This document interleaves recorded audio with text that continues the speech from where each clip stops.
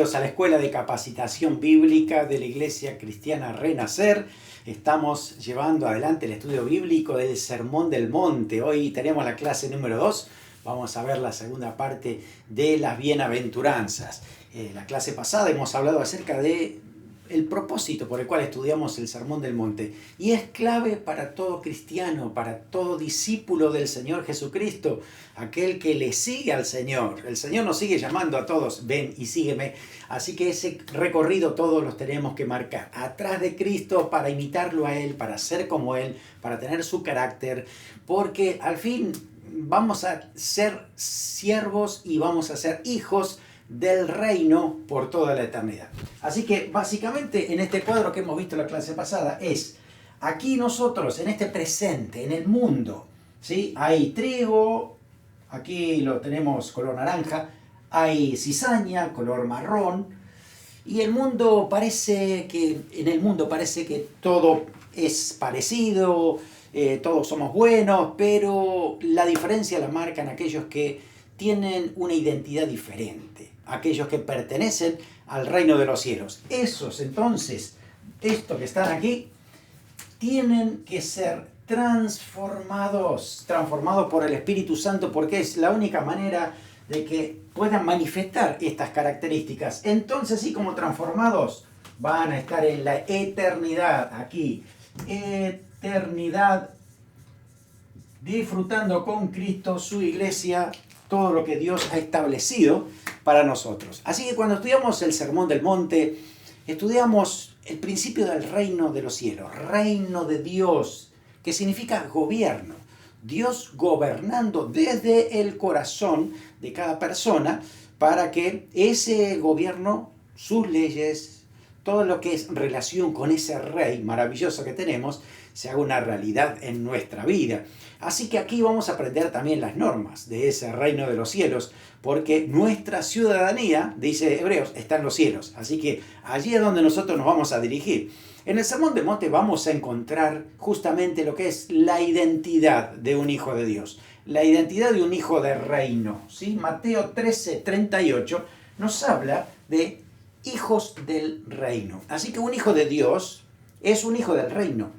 No puede ser que uno sea hijo de Dios y no sea parte del reino, porque está totalmente ligado. El reino de Dios es eterno, desde la antigüedad, desde que se ha iniciado el mundo, hasta la eternidad, sigue Dios reinando en su trono.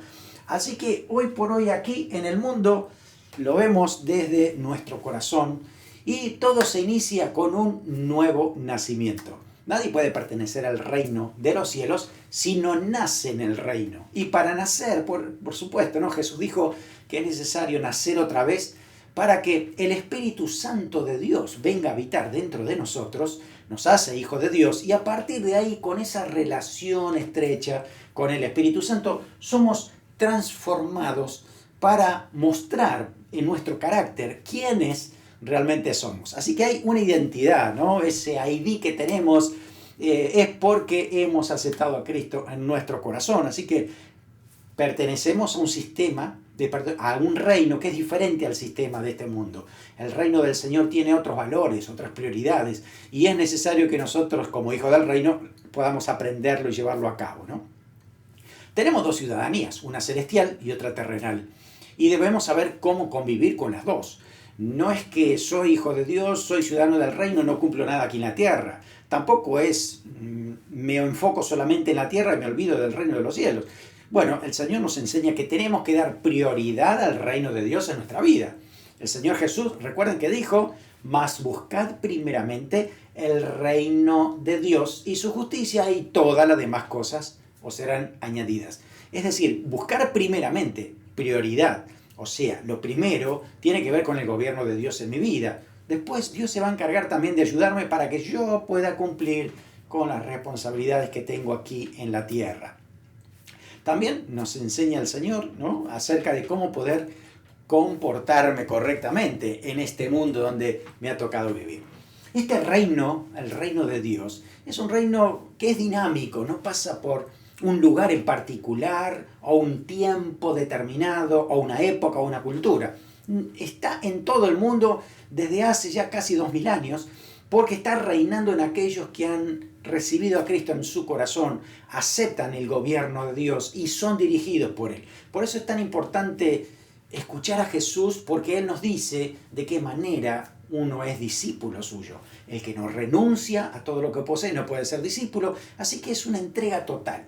Una entrega a Jesús donde le hemos dado toda nuestra vida, nuestros derechos, nuestros deseos, todo está sometido a Cristo. Entonces Cristo ahora trabaja en nuestra vida para darnos sus propios deseos, para darnos dirección, para darnos sabiduría, para poder tomar buenas decisiones. Todo eso sucede en nuestro corazón porque el Espíritu Santo está trabajando allí. Además, el reino es personal. En un momento será universal, ¿no? Aquí lo tenemos. En un momento será universal, en la eternidad. Pero hoy por hoy no todo el mundo entra en el reino. Eso lo vemos en la parábola del trigo y de la cizaña. No todo el mundo está dentro del reino. Por eso, en algún momento, cuando el Señor venga a buscar a su iglesia, cuando se cumplan los tiempos finales y comencemos ese reinado universal del Señor, ahí es justamente donde se va a manifestar la gran diferencia que existen aquellos que pertenecen al reino y los que no pertenecen. En algún momento será universal. Hoy por hoy es personal, espiritual. Hemos tomado nosotros la decisión de pertenecer. También entonces será escatológico, así que eso se va a aplicar también en el futuro cuando, Dios cumpla todo lo que ha estipulado en la palabra de Dios. Allí se cumplirá lo que dice Apocalipsis, lo que dicen los profetas, como los últimos capítulos de Isaías, lo que dice Zacarías. No, tremendo todo el espectro que hay de profecías para los tiempos finales se va a cumplir a rajatabla, porque todo lo demás ya se cumplió. Entonces tenemos esa seguridad de que Dios cumple siempre lo que ha prometido. Así que habrá nuevo cielo, nueva tierra donde mora la justicia, va a haber una nueva Jerusalén, hay un reinado tremendo de Jesucristo y su iglesia gobernando. Y ahí es donde justamente dice la palabra que vamos a nosotros heredar la tierra y el Señor dice que va a compartir esa herencia de todas las cosas con los hijos de Dios. Así que estamos a esa expectativa de que en cualquier momento el Señor pueda llevar a su iglesia y se comience a cumplir todo lo que el Señor ha prometido para esos tiempos finales. Bueno, dentro del Sermón del Monte vamos a encontrar los primeros versículos que exclusivamente hablan acerca de las bienaventuranzas. Las bienaventuranzas es un reflejo, un escáner que hace Dios a una persona que pertenece al reino, ¿no? Entonces son muy felices los que pertenecen al reino de Dios, porque tienen unas características muy particulares que deberíamos disfrutar porque el Señor las pone en nosotros. Así que esa bienaventuranza viene de la palabra griega makarios, que significa tener todo lo que hace falta para ser feliz. Así le decían a la isla de Chipre.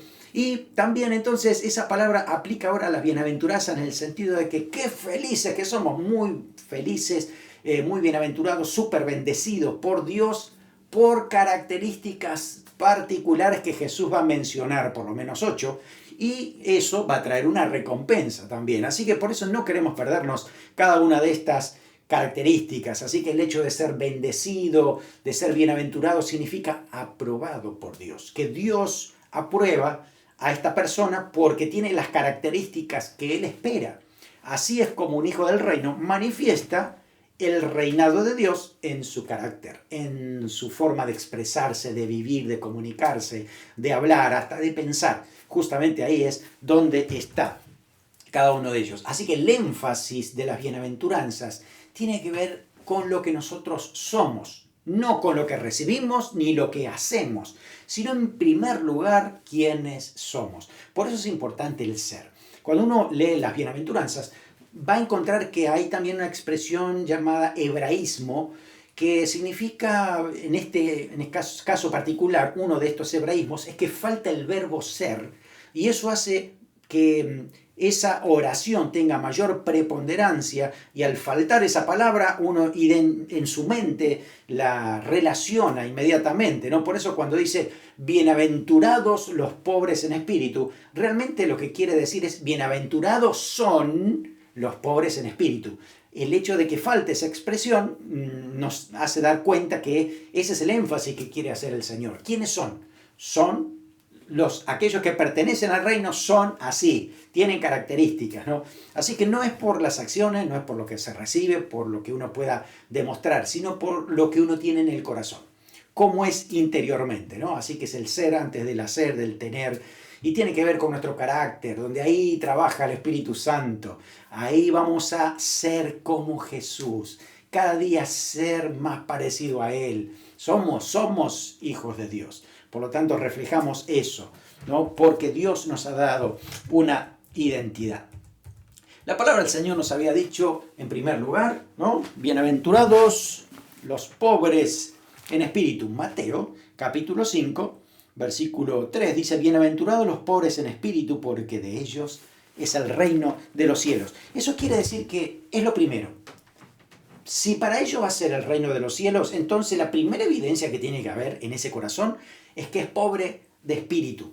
Pobre de espíritu no significa que es algo negativo, ¿no? Para lo que Dios quiere hacer. Es todo lo contrario. Para Dios es muy positivo que alguien sea pobre en espíritu. Realmente lo que significa esa expresión es aquellos que reconocen su necesidad espiritual. Otros dicen, por ejemplo, aquellos que manifiestan su bancarrota espiritual, es decir, no tener nada espiritualmente hablando para compensarle a Dios por lo que Él puede hacer.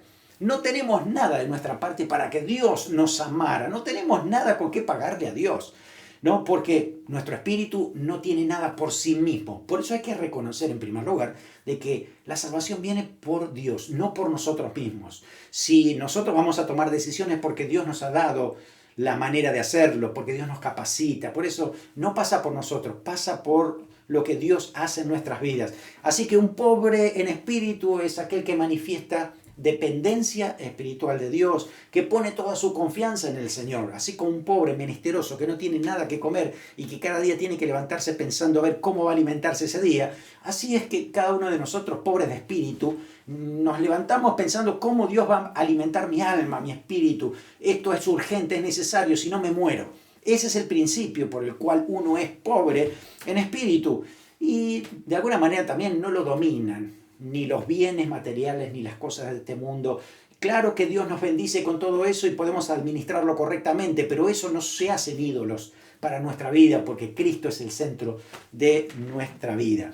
Entonces seremos personas humildes, sujetas al Espíritu, tratables. Dios puede moldearnos y hacernos a su imagen sin problema, porque el Espíritu es pobre y está anhelando que Dios haga todo su plan en esa vida. Así que aquí también se expresa un sentimiento de indignidad y la evidencia es el arrepentimiento. Por eso, una persona que no puede reconocer su pecado, que no puede reconocer sus faltas y debilidades, que es vulnerable, que no puede reconocer todo eso y tiene una facha o una fachada de orgullo, es imposible comunicarse con Dios así. Es necesario quebrar todo eso para que el espíritu humilde pueda comunicarse con Dios y Dios haga el resto. Es Dios el que tiene que hacer la obra. ¿Cuál es la recompensa? De ellos será el reino de los cielos. Por eso es tan importante comenzar por allí, ¿no?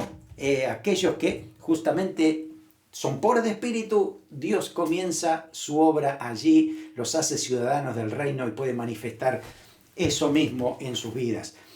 La segunda bienaventuranza dice, bienaventurados los que lloran, porque ellos recibirán consolación.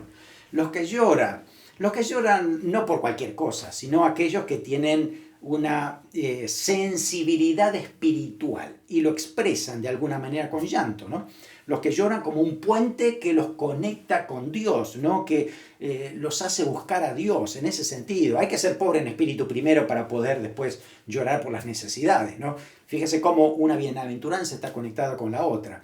Así que aquel que tiene el corazón quebrantado, cuando ve el sufrimiento que hay en el mundo, o su propio pecado, o el pecado de otros, ¿no? Eso lo toca y llora la presencia de Dios, pidiendo misericordia, arrepentimiento, transformación. Eso es lo que Dios está esperando, alguien que pueda volcar todo ese corazón en la presencia de Dios por sensibilidad espiritual. Los que lloran como penitentes, como pecadores, se arrepienten de sus pecados, aquellos que lloran por pecados de otros, o por amor a Dios, o por amor al prójimo, viendo las necesidades que están pasando por otros, los que lloran por el dolor de otros también. Recuerde que Jesús hizo eso, Jesús lloró, pero no era por él, era por otros, era por en ese caso por los familiares de Lázaro, por todo lo que estaban pasando, porque había muerto, el Señor lo resucita, ¿no? Pero ese llanto de Jesús manifiesta justamente esto: bienaventurados los que lloran porque recibirán consolación. La recompensa es esa: reciben al Consolador en primer lugar. El Espíritu Santo es el Consolador. Así que cuando el Espíritu Santo llega a nuestro corazón, ese Consolador nos va a consolar siempre, nos va a confortar, nos va a renovar, se hará cargo también de nuestras preocupaciones, ansiedades, inquietudes. Ahí es donde el Espíritu Santo va a estar trabajando justamente en nosotros. También la tercera bienaventuranza habla acerca de, aquí vamos, los mansos. Dice: bienaventurados los mansos, porque ellos recibirán la tierra por heredad. Fíjense ustedes que los conquistadores no son los que saben cómo pisarle la cabeza al otro para poder escalar. No son las estrategias humanas, no son las artimañas que uno puede hacer para conquistar, para ganar terreno. Tiene que ver con la mansedumbre. Es un valor totalmente diferente a este sistema. Este sistema no considera que el manso es el que más beneficios va a obtener, ¿no? Hasta para algunos le parece tonto, inclusive. Pero la palabra de Dios dice todo lo contrario. El valor para Dios más importante de una persona que empieza siendo pobre en espíritu, que será consolado, es que sea manso. Manso significa en el original suave, humilde, cortés, considerado, que tiene un corazón suave, humilde, tierno. Es muy fácil de tratar una persona que tiene mansedumbre, ¿no? Es tranquilo, apacible, es suave en su trato, benigno, tiene toda la fuerza bajo el control. El Espíritu Santo produce. Recuerde que también es fruto del Espíritu Santo. Él es el que toma control de la persona y produce esa mansedumbre, ¿no? El que está sometido al Espíritu Santo empieza a ser tratado y tiene el carácter del Señor Jesús. Por eso dice el Señor: aprendan de mí que yo soy manso y humilde de corazón. Así que cuando uno se pone el yugo, es decir, se pone al lado de Cristo para caminar con Él, al ritmo de Él, y Él nos va enseñando diariamente las decisiones que debamos tomar, y Él nos ayuda en momentos difíciles, ahí vamos aprendiendo a tener ese mismo carácter que el del Señor Jesucristo, para poder ser manso. ¿Cuál es la recompensa? Dice: recibirán la tierra por heredad. Los mansos reciben la tierra, pero aquí, en la eternidad, ¿no? Puede que hoy tengas alguna mansión, puede que hoy tengas terreno, puede que hoy tengas propiedades, pero la verdad que todos los hijos del reino que tienen mansedumbre están pensando en que las recompensas vienen en la eternidad. La verdad es ahí donde justamente Dios será justo y va a recompensar a cada uno según sus obras, según lo que haya hecho, para beneficio, ¿no es cierto?, del reino de los cielos. Así que eso viene más adelante, pero ahí está la recompensa también entonces de los mansos. Cuarta bienaventuranzas, tienen hambre y sed de justicia. Jesús lo dijo así: bienaventurados los que tienen hambre y sed de justicia, porque ellos serán saciados. Hambre y sed de justicia. Piense que en el tiempo antiguo, en la época de Jesús, el hambre y sed para poder ser saciado no era tan fácil como ahora. Usted va a su heladera y saca algo ya de ahí, ya directamente puede saciar su hambre y su sed en pocos segundos, ¿no? En un minuto. Antes no era así. Había que trabajar mucho para tener, aunque sea algo para comer. Hay que ir a buscar el agua, también era trabajoso esto, así que era complicado.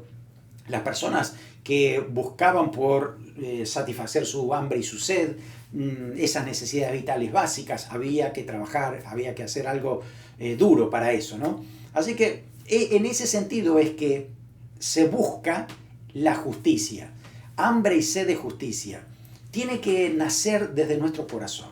Nadie puede imponer a otro que anhele la justicia de Dios cuando no le nace. Por eso, para que le nazca, tiene que haber un nuevo nacimiento. Por eso volvemos otra vez a esta conexión que hay entre todas las bienaventuranzas, porque son características de alguien que va a ser transformado por el Espíritu Santo. Por eso el hambre y sed de justicia, y tiene que ver con una pasión devoradora de lo que es la justicia de Dios. No es la justicia del mundo, es la justicia de Dios. Cuando se habla de justicia de Dios, es la rectitud delante de Dios, ¿no? Que Dios nos declare justo, que Dios nos declare sin culpa, sin pecado. Por eso es arrepentimiento de pecado, para que Dios nos declare entonces justos, y a través de ahí es que nosotros podemos hacer obra de justicia. Así que esa relación que tenemos con el Padre Celestial, ¿no es cierto?, es posible porque somos justos delante de Él. Porque los pecadores no pueden relacionarse con Dios solo para arrepentirse de sus pecados, para que Dios los haga hijos. Pero los hijos son los que tienen relación con el Padre. Y en esa relación es que justamente gracias a la justicia de Dios en Cristo es que ha sido posible. Así que ese deseo de que esa sea la justicia de Dios en mí, no mi propia justicia, como dice Pablo, sino que uno mismo pueda anhelar siempre la justicia de Dios. No se refiere a la justicia social, a la justicia contra la impunidad, por ejemplo, o con que haya más equilibrio, más justicia en este mundo. No se refiere a esto, tiene que ver con algo personal en relación a Dios, que se recibe de parte de Dios. Tampoco está diciendo aquí, pidiendo por que me hagan justicia, ¿no? Porque han sido injustos conmigo, me echaron del trabajo y me hicieron un daño, entonces hago un juicio, entonces bienaventurado los que tienen hambre y sed de esa justicia. No, no se refiere a eso. No se refiere a eso, sino al deseo de tener esa justicia de Dios para que Dios siga reinando en nuestra vida. Exactamente esto. Vamos a la quinta bienaventuranza. Dice, bienaventurados los misericordiosos, porque ellos alcanzarán misericordia. Cuando uno va a la palabra misericordia, o misericordioso, vamos ahí al original. Usted sabe que el Nuevo Testamento fue escrito en griego y la palabra que se usa aquí es la palabra eleemón, que significa algo activo en compasión. No es que uno tiene el corazón y llora por la gente y ahí se queda, sino que cuando ve la necesidad lo moviliza para poder hacer algo por esa persona. Así que es una actitud activa, no es pasiva. Actitud activa para poder mostrar compasión hacia otras personas. En hebreo es la palabra gesed, que significa la capacidad de ponerse totalmente en el lugar de otra persona, de manera que pueda ver con sus ojos, pensar con su mente, sentir con sus sentimientos. Es la mejor expresión para decir eso es empatía. Una persona que se puede poner en los zapatos de otra persona, puede entender su dolor, puede entender su gozo, puede entender su necesidad, a tal punto de que ese sentimiento lo moviliza para poder hacer algo, ¿no? Así que aquí esa palabra, más allá de tener compasión, es movilizarlo también para poder ayudar. Tener empatía con una persona en esa miseria que tiene, especialmente que se manifiesta en actos, en acciones, en poder ayudar a estas personas. Obviamente Jesús es el ejemplo perfecto.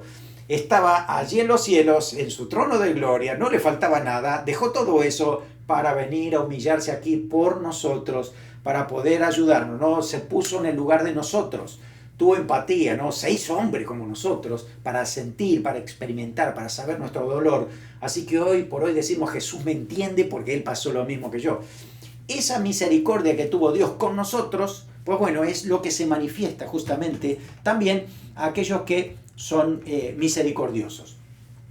Uno de los comentaristas muy importantes en la palabra de Dios, llamado William Barclay, dijo esto, ¿no? Como una síntesis. Dice, esta es la bienaventuranza de la persona que se pone en lugar de la otra hasta tal punto que puede ver con sus ojos, pensar con su mente, sentir con su corazón, porque el que es así con los demás descubrirá que los demás hacen lo mismo con él y sabrá que eso es lo que Dios ha hecho en Jesucristo. Exactamente, ¿no? Es como una síntesis de todo lo que hemos estado hablando. La verdad es eso, uno no va a escuchar la palabra misericordia en un ámbito secular. Normalmente en tu trabajo no se escucha la palabra misericordia, ni en los estudios, ni en ningún otro lugar. Solamente lo escuchamos en la iglesia o cuando leemos la Biblia, porque es una palabra que no se usa mucho. Misericordia, que alguien tenga misericordia, quizás suena de otra manera, ¿no? Es más, el Señor Jesús en Mateo 5:46 dice, porque si amáis a los que aman, ¿qué recompensa tendréis? ¿No hacen también lo mismo los publicanos? Es decir, no existe la misericordia en el mundo secular porque cada uno busca lo suyo propio y si ayuda a otro es porque hoy por ti, mañana por mí, ¿no? Es que nos compensamos entre nosotros. Pero la situación de la misericordia es diferente. Es ponerse en el lugar de otro, ayudar a alguien y aún sin esperar nada a cambio. Lo hace porque el corazón lo ha movilizado para tener misericordia. ¿Por qué debe estar esta actitud en nosotros, misericordiosos? ¿Por qué? La verdad es que si nosotros somos hijos del reino, somos hijos de Dios. Dice la palabra de Dios en Efesios 5:1 que debemos imitar al Padre como buenos hijos suyos. Si Dios es misericordioso, yo debo serlo también porque soy parte de Él, en el sentido de que soy su hijo y Él me ha enviado el Espíritu Santo de Dios en mí para que yo pueda tener ese carácter. Así que ese trabajo que hace el Señor es justamente para que yo pueda imitar al Padre, sea misericordioso, porque también la palabra dice que si yo no soy misericordioso con otro, Dios no lo va a hacer conmigo. Así que pensémoslo bien, ¿no? Porque el perdón está relacionado con la misericordia. Muchas veces voy a perdonar a alguien que no se lo merece. Casi la mayoría de las veces a un cristiano se le pide que perdone a otro y seguramente no se merece el perdón. ¿Pero por qué lo hacemos? Lo hacemos por misericordia, porque somos bienaventurados, porque hay una característica que está dentro de nosotros por el Espíritu Santo de ofrecer perdón por misericordia porque no se lo merece.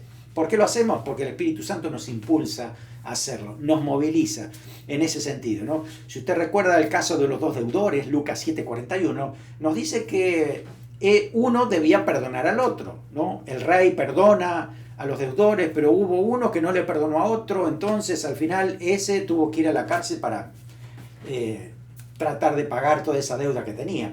¿Por qué dice eso? Porque si nosotros, dice, no perdonamos a otros, Dios no nos perdonará a nosotros. Eso significa que todavía el corazón no está como el del Señor. Un hijo del reino tiene un corazón de Dios para perdonar. Si yo no puedo perdonar, tendría que rever mi corazón. ¿Qué está pasando allí? No vaya a ser cosa que me atrape este sistema, me atrape el odio, el enojo, y eso no es parte del carácter de un cristiano. Por eso es que el Espíritu Santo tiene que seguir trabajando en nosotros para que pueda justamente, que nosotros tengamos un corazón misericordioso. ¿Cómo llegamos a ser misericordiosos? Miren, no hay nada que nosotros pudiéramos hacer para que tengamos esa misericordia fluyendo de nuestras vidas, a menos que haya un nuevo nacimiento, que alguien cambie totalmente mi corazón, mi manera de pensar. Y eso es posible si yo recibo a Cristo en mi corazón. El Espíritu Santo viene a morar en mí y empieza a producir una transformación en mi corazón y en mi manera de pensar, para que entonces a la hora de las presiones, de las dificultades, de las traiciones, cuando yo debo perdonar, pues eso brote de mí porque el Espíritu Santo está trabajando. Además, no hay un tope de misericordia. No puedo decir de 1 al 10 cuánto estoy. ¿Cómo se mide eso, no? Porque la verdad es que uno tiene que seguir creciendo cada día más. Lo dice Colosenses 3:12 y 13. Dice, vestíos pues como escogidos de Dios, santos y amados, de entrañable misericordia, perdonándoos unos a otros. Entrañable misericordia. Es decir, te tiene que salir de aquí, de adentro, de lo más profundo de tu ser, esa misericordia. Mira, te perdono porque te amo, porque Dios me ama a mí, yo te amo a ti y yo quiero que seas salvo. Así que de ahí me sale ese amor hacia ti. Primera de Pedro 3:8. Finalmente, sed todos de un mismo sentir, compasivos, amándoos fraternalmente, misericordiosos, amigables.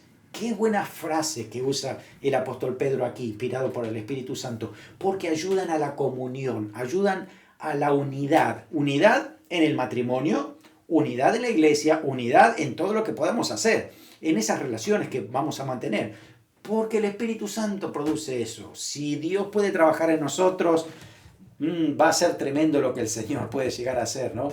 Bueno, también recompensas para los misericordiosos es que ellos serán recompensados con misericordia. ¿Cuándo? Ahora y también en la eternidad. Siempre habrá misericordia de Dios para nosotros. Pero Santiago 2:13 dice que juicio sin misericordia se hará con aquel que no hiciere misericordia. La misericordia triunfa sobre el juicio, así que recordemos eso. La misericordia siempre triunfa sobre el juicio. Pero si yo no tengo misericordia sobre otros, tampoco la tendrán sobre mí. Y recuerda esto, siempre necesitamos misericordia, sea de Dios o de las personas, porque siempre nos vamos a equivocar, siempre vamos a meter la pata en algo y vamos a tener que pedir perdón. Y si queremos ser perdonados, nosotros tendríamos que haber perdonado también. Por eso es importante esto, ¿no? Recordemos, la misericordia viene como resultado de una relación con el Espíritu Santo. Él trabaja en mi corazón para que eso sea posible. Sexto lugar, dice así, bienaventurados, vamos al versículo 8, bienaventurados los de limpio corazón, porque ellos verán a Dios. ¿Cómo está nuestro corazón? Y a veces decimos nosotros, bueno, a veces en las situaciones que estamos viviendo en el trabajo, en las relaciones humanas y cuando vamos por ahí al centro a comprar algo, se nos pegó algo que no es agradable para Dios, así que a veces tenemos ese corazón que no sabemos si está tan limpio o no, pero la verdad es que el principio es que el corazón tiene que estar limpio y si se ensucia, inmediatamente pedirle al Espíritu Santo que haga una obra santificadora. Cuando se habla de limpio, ¿no? En el original hebreo, incluye toda la vida interior de la persona. Así que sentimiento, mente, voluntad, todo eso implica corazón. El corazón es el centro, así que cuando hablamos de mente, de decisiones, de conciencia, todo está allí, en el corazón. Y si decimos limpio, bueno, en la antigüedad limpio era cuando se lavaba la ropa y uno dice quedó limpio, no quedó nada de suciedad. Aquí está. También se usaba para el trigo, ¿no? Cuando el trigo era bueno, sin paja, decía, esto es trigo limpio. No sé si usted ha escuchado por ahí la expresión que dice, esta persona no es trigo limpio. Eso significa que tiene algo entre manos que no está bien. Ese corazón no está sano, ¿no? También significaba aquello que no estaba adulterado, como por ejemplo metales sin aleación, que eran puros. Así que aquello puro era lo limpio. Puro y limpio son similares en este concepto, ¿no es cierto? Así que bueno, podría traducirse también, benditas las personas cuyos motivos siempre son totalmente sin mezcla, porque verán a Dios. Tiene que ver con integridad. Integridad es que pertenece a una sola pieza, ¿no? No está hecho de partes, una parte buena, otra parte más o menos. No, el cristiano, el Hijo de Dios, el Hijo del Reino, es de una sola pieza. Pertenece a Cristo, así que el Señor ha limpiado su corazón y le ha dado motivaciones diferentes, ¿no? Motivaciones de agradar a Dios, de ayudar al prójimo, de extender la salvación a aquellos que lo necesitan, ¿no? Así que esa pureza nace de un corazón nuevo, un corazón que está sometido a Dios. En la antigüedad, los judíos, por el Antiguo Testamento, ya tenían este concepto, entendían lo que podía significar lo que es un corazón limpio, porque el Salmo 24, 3 y 4 dice, ¿quién subirá al monte de Jehová? ¿Quién estará en el lugar santo? El limpio de manos y puro de corazón. Ahí está, ¿no? Es una expresión que se usa para decir, bueno, ¿quieres estar delante del Señor y en su presencia?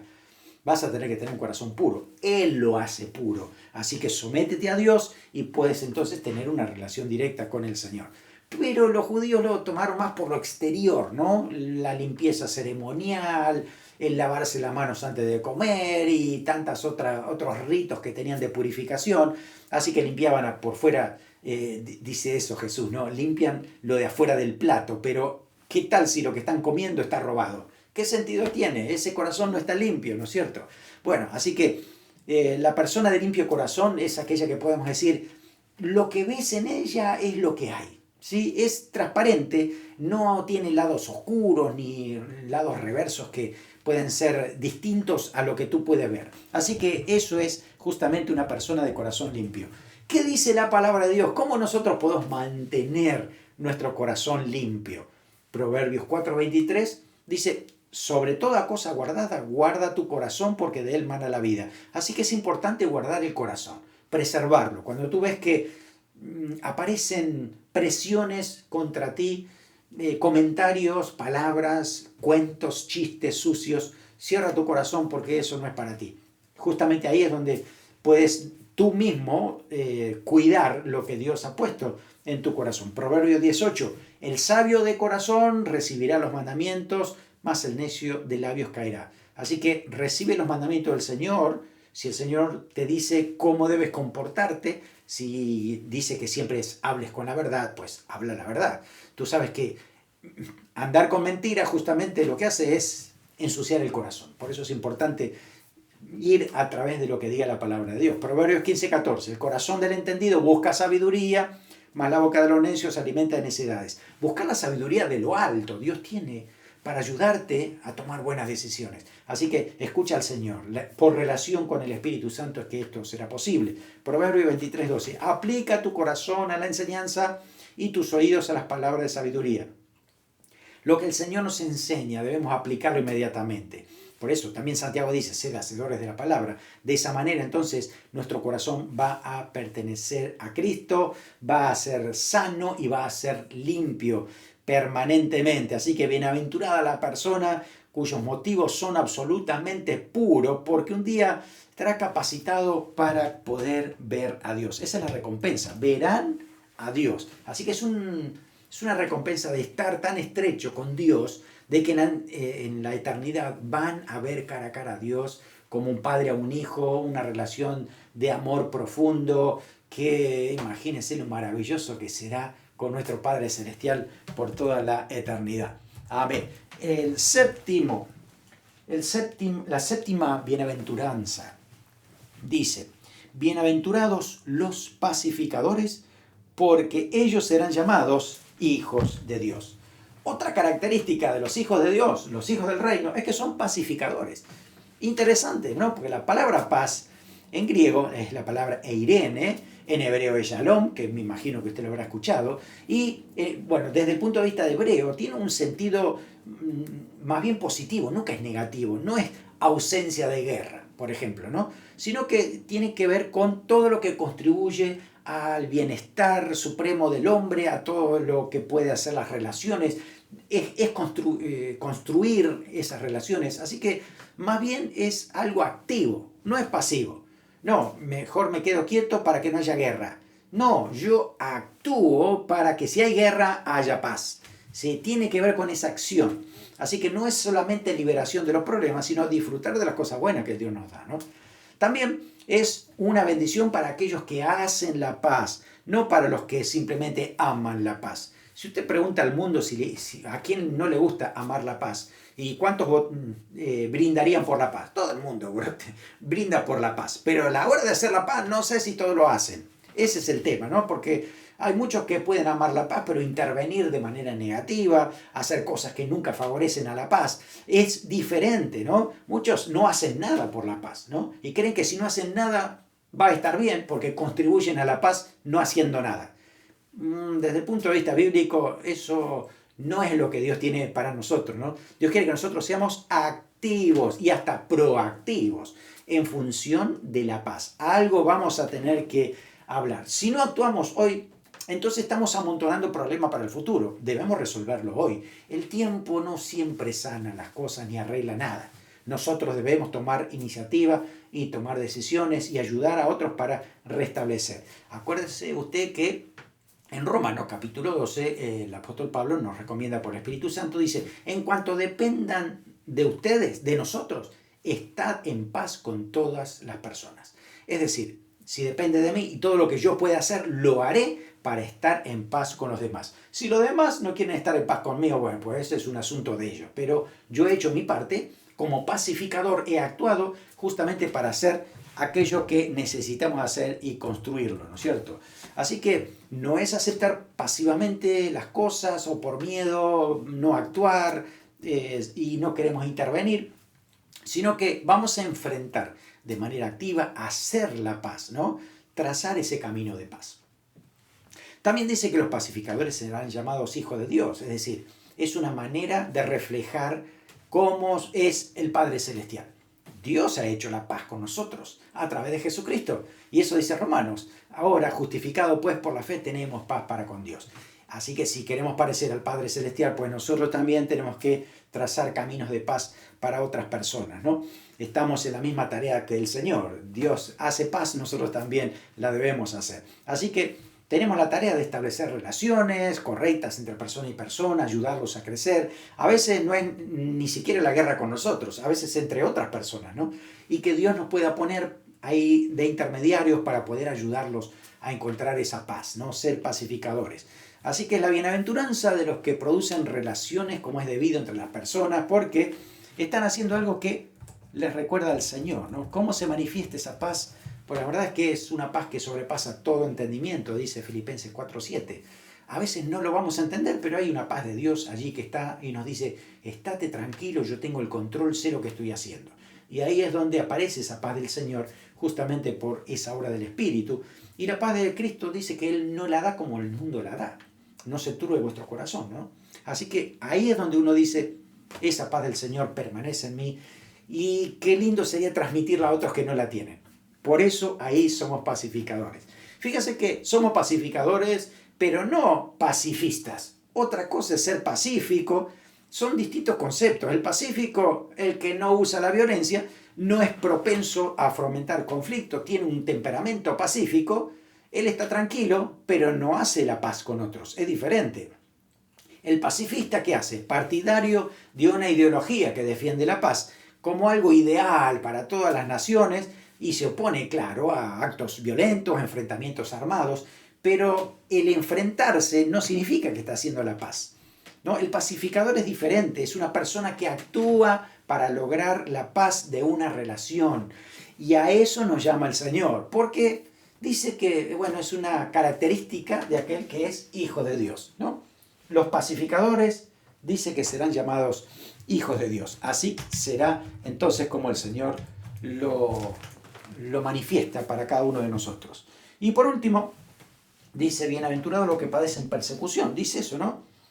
Y ese versículo no lo leemos mucho, no lo salteemos porque es importante. Dice, bienaventurado el versículo 10, los que padecen persecución por causa de la justicia, y hablamos de la justicia de Dios, no de la justicia secular, ¿no? Porque de ellos es el reino de los cielos. Bienaventurados sois cuando por mi causa os vituperen y os persigan y digan toda clase de mal contra vosotros mintiendo, gozaos y alegraos, porque vuestro galardón es grande en los cielos. Dice, porque así persiguieron a los profetas que fueron antes de vosotros. El Señor Jesús nos recuerda que vamos a pasar persecución. Bueno, somos pacificadores, acabamos de hablar de eso, pero no estamos exentos de sufrir persecución. Un pacificador puede ser perseguido, la verdad es que es esa, ¿no? Puedo hacer la paz con otros, pero puede que otros no quieran hacer la paz conmigo. Bueno, Jesús siempre fue honesto, sincero, y nos dijo cómo iban a hacer las cosas. El Señor dijo que a uno que tiene todas estas características del reino, aquellos que son trigo, no siempre se van a llevar bien con la cizaña. La cizaña le puede hacer guerra, les puede perseguir, les puede vituperar, a tal punto de que puedan sufrir mucho por causa del Señor. Vituperio, burlas y tantas otras cosas. Pero tenemos que saber que nuestra mirada está puesta allá, en los cielos, en la eternidad. El galardón es grande en los cielos. El Señor recompensa todo ese sufrimiento que podemos llegar a pasar aquí. Obviamente que si podemos nosotros trabajar sobre los derechos, establecer la paz y tantas otras cosas para que esto funcione mejor, hagámoslo. El apóstol Pablo dice eso, ¿no?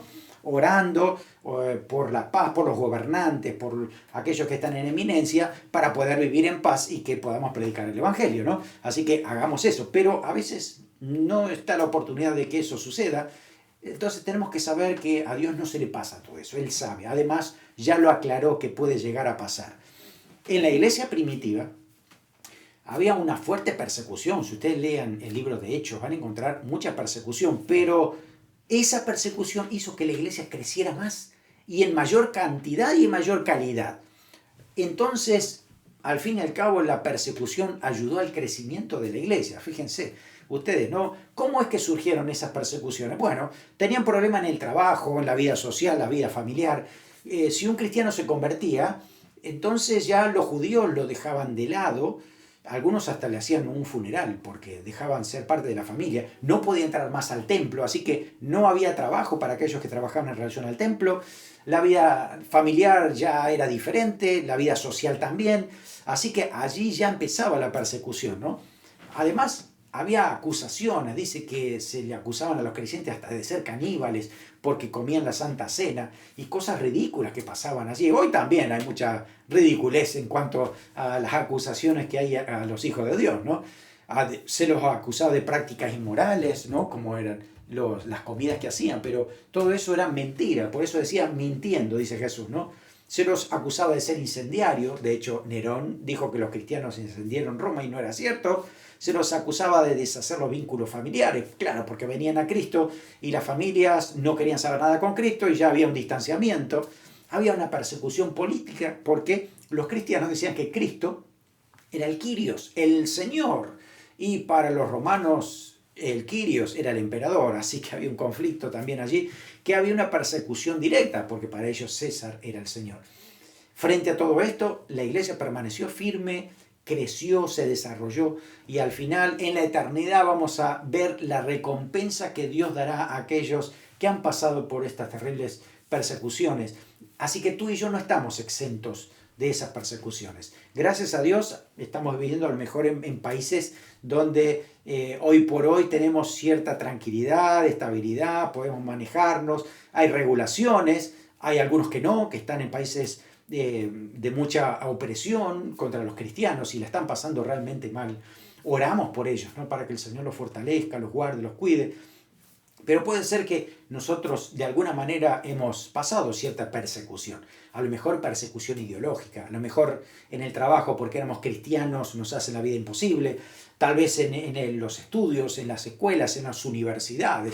Uno que es cristiano, ¿cuánta cosa le pueden decir a ese cristiano? Lo digo porque yo estuve en la universidad y sé lo que se dice ahí, ¿no? Pero uno tiene que mantenerse firme, entender de que somos hijos de Dios, somos llamados a ser el reflejo de ese reino y a proclamar el mensaje del reino de los cielos, ¿no? Así que ahí estamos, para esto, ¿no? Y Dios nos va a capacitar para soportar todas esas persecuciones por causa de la justicia. La recompensa, recordemos, gozaos y alegraos porque vuestro galardón es grande en los cielos. Grande el galardón. El Señor tiene mucha recompensa para aquellos que han pasado por ciertas tribulaciones. El Señor sabe cómo pagar a cada uno de ellos, ¿no?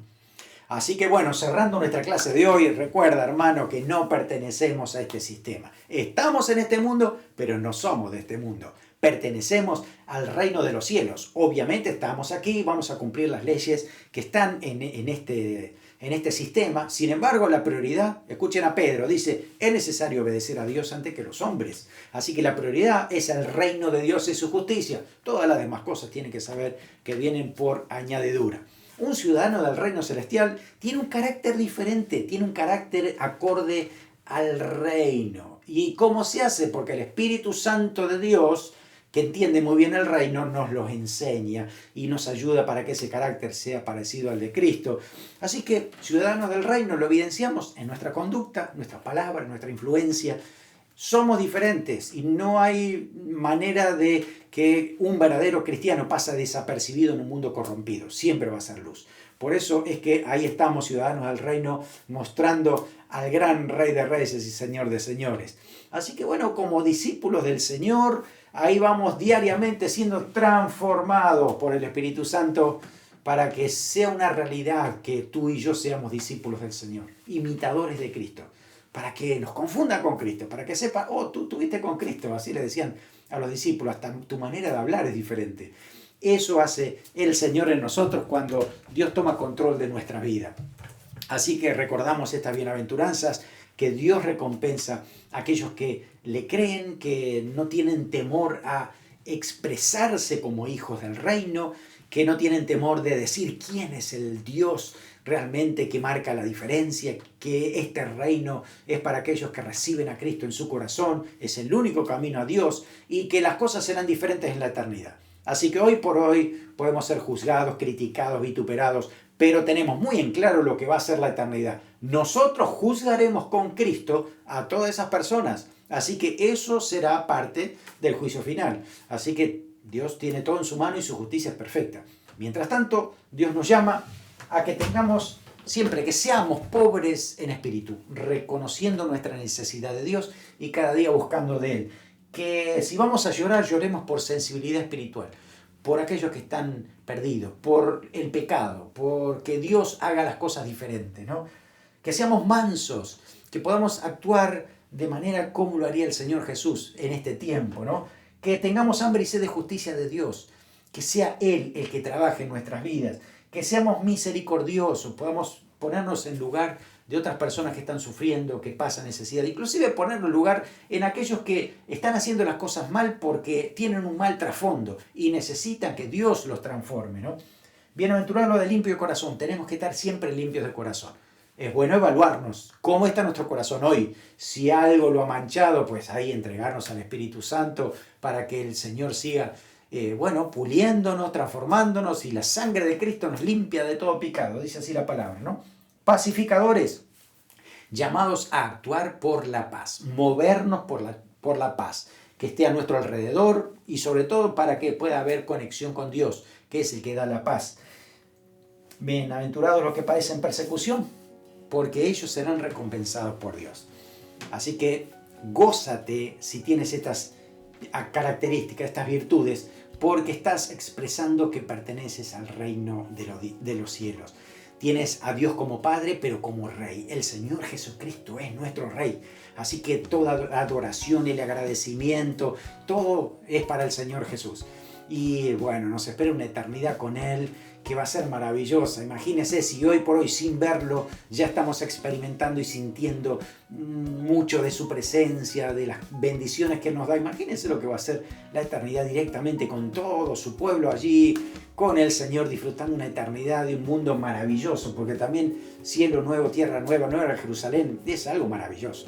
La verdad es que si realmente somos ciudadanos del reino, anhelamos que Jesús venga ya mismo, hoy mismo, Señor, ven, para que se pueda cumplir todas estas cosas, estas promesas que el Señor nos tiene hechas. Oramos, Señor, gracias por tu palabra, gracias porque tú has establecido tu reino, lo hemos recibido en nuestro corazón y estamos seguros de que tú vas a venir a buscarnos para establecer tu reino en este mundo. Y será un reino universal, será un reino eterno, habrá un cielo nuevo, tierra nueva, donde habrá justicia perfecta, habrá gozo celestial, Señor, y tú harás las cosas nuevas.